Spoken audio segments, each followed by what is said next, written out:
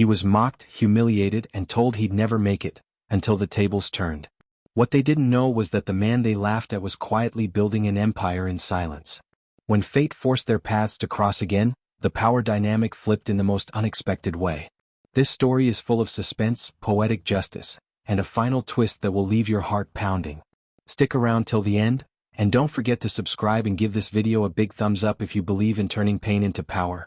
The conference room lights buzzed overhead, casting a pale yellow glow over the scratched table and scattered resumes. Nathan sat at the end of the table, nervously clutching his application folder. His suit was a bit too loose, his tie secondhand, and his shoes scuffed from walking miles that morning to make it on time. Across from him, four recruiters leaned back in their leather chairs, amused smirks tugging at their lips. So Nathan, one of them, David, a senior associate, began flipping through Nathan's resume like it was a napkin. "You didn't finish college? And no previous experience in finance?" Nathan swallowed hard. "No, sir. But I've studied the market every day for the last 3 years. I've doubled my personal portfolio through discipline and..." "Discipline?" Another recruiter snorted. "You mean betting on stocks with lunch money?" Laughter. "Sure. Cool." It cut deeper than he expected. Nathan kept his gaze steady. "No, sir. I mean strategic investing. Pattern analysis. Risk control." "You think this qualifies you to work here?" David chuckled, tossing the resume down like trash.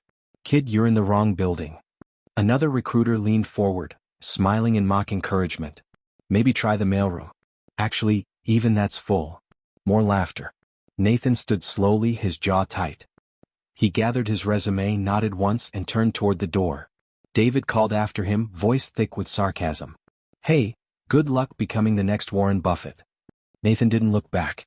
But he would never forget that laugh. Outside, the city air hit Nathan like a slap, humid, polluted, and indifferent. He stood motionless on the sidewalk, cars honking, pedestrians brushing past him. His hands trembled as he shoved the crumpled resume into his bag. That wasn't his first rejection. Not even his 10th. But this one burned deeper. Not because of what they said, but because part of him believed they were right. For a moment, the self-doubt crept in. "You're a joke, Nathan. What are you even trying to do?" He sat on a cold concrete bench, head in his hands, and let the city noise drown him. But then, a voice inside whispered, not loud but solid. Not flashy but real. "Let them laugh. You weren't born to impress them." He straightened. Eyes burning not from tears, but from resolve. He opened his phone. Pulled up the investment app he built himself. Small, glitchy, barely holding together, but it worked. It had grown from $500 to $14,000 in 2 years.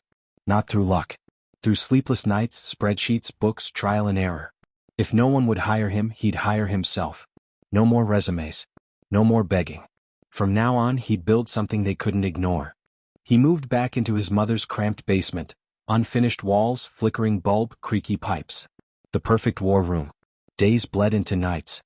He coded by candlelight during blackouts. Ate instant noodles. Slept 3 hours a night. His fingers bled from typing. His eyes stung from screens. His bank balance teetered near zero. But the app improved. Bit by bit, trade by trade, his algorithm started working. And then, one morning at 3:43 a.m., a spike. A trade executed perfectly. $14,000 became $22,700. He stared at the screen, heart pounding. The breakthrough had begun. He recorded every move. Charted every success and failure. He rewrote his system a dozen times. His app grew more advanced. More elegant. He called it Climb. A tool for underdogs like him. For people no one believed in. People with nothing but drive and fire. He kept his face off it. No names. No identity. Just results. And in 9 months, Climb had 8,000 users. 2 years later, a sleek black car rolled into the same parking garage Nathan once walked through in worn shoes. He stepped out in a fitted charcoal suit. Italian leather. A steel gray watch glinting on his wrist. He walked into the same building where they once laughed at him. But this time his name was on the guest list. He was here to meet with the investment firm. Not to apply. But to negotiate. They didn't know it yet. He stepped into the elevator. As it climbed floor by floor, his heart pounded, not with fear but with anticipation. And poetic irony. When the doors opened, the receptionist didn't recognize him. But the name Climb Capital on the appointment log made her eyes widen. I'll let Mr. David know you're here, she stammered. Nathan smiled politely. Please do. David didn't recognize him at first. He walked into the boardroom with his usual swagger, flipping through his meeting notes, muttering under his breath, until he looked up. The silence between them hit like a dropped pin in an empty cathedral. Nathan didn't flinch. David blinked. Wait a minute. Nathan extended his hand firm. Nathan Cole, founder of Climb Capital.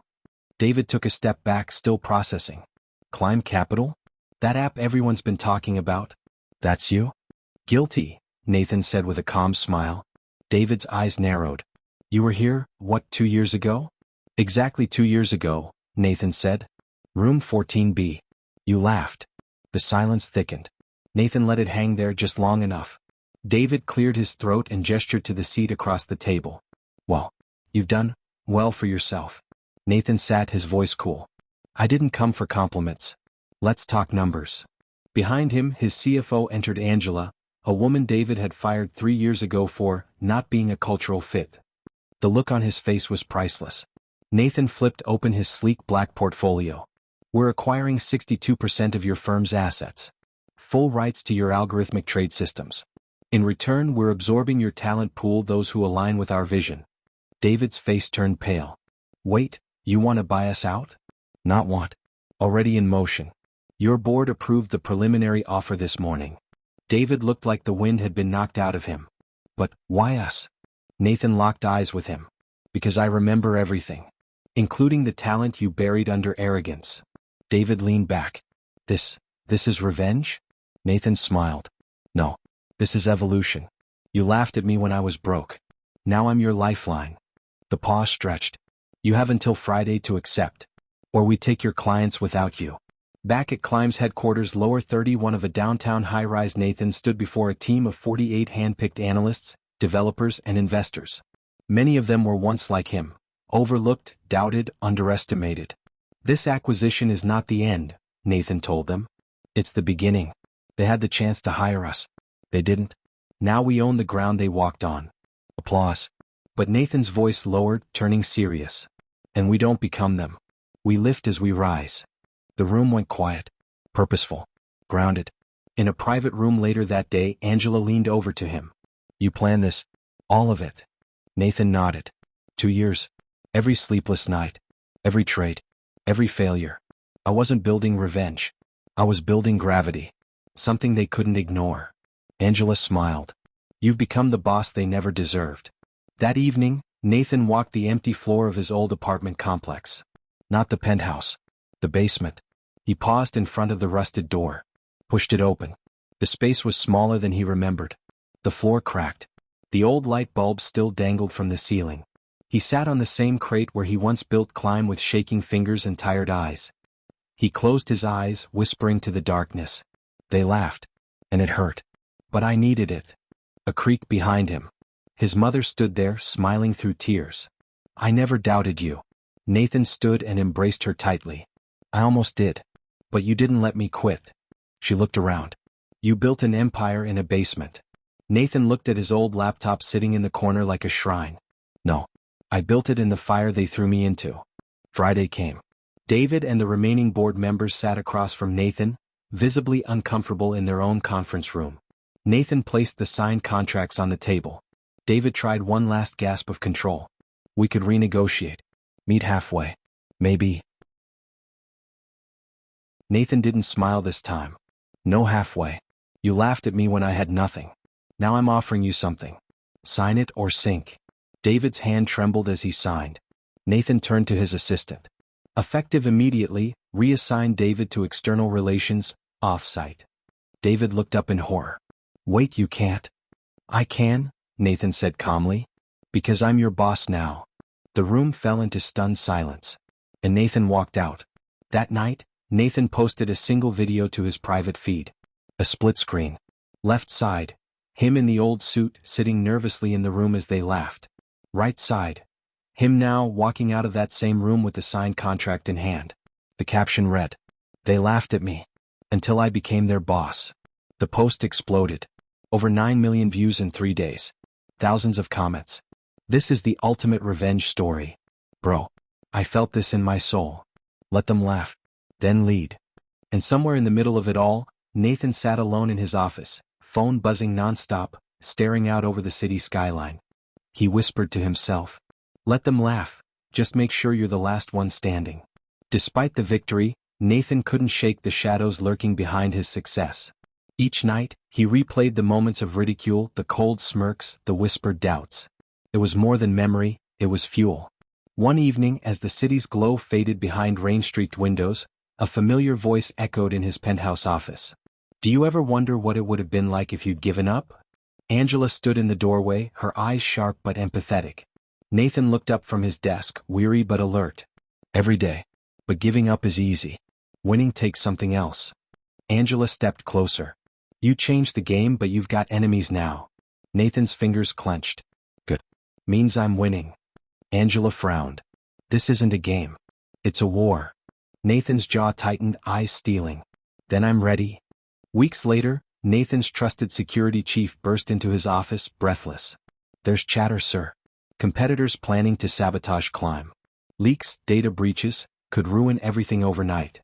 Nathan slammed his fist on the table. "How much time?" "Maybe 48 hours tops." Without hesitation, Nathan summoned his core team.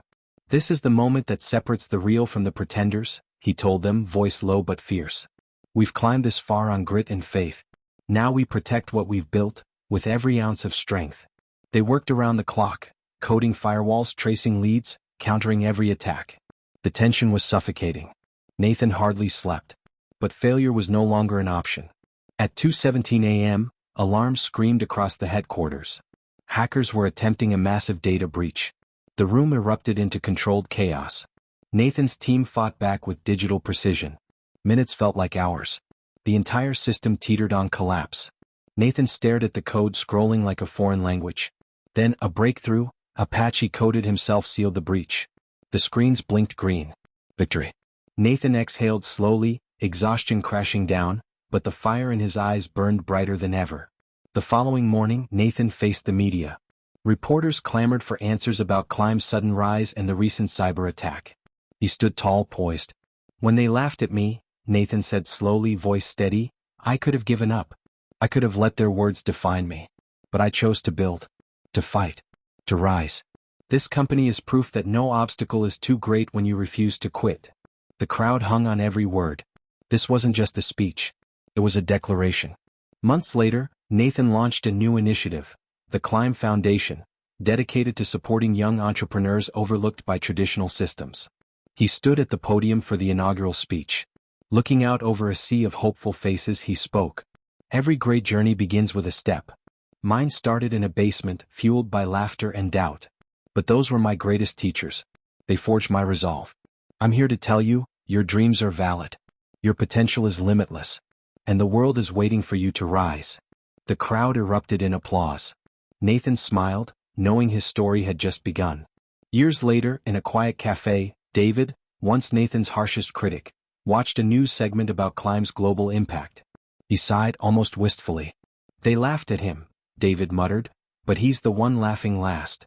Nathan, passing by, overheard the remark. He paused, looked back with a calm smile, and walked on.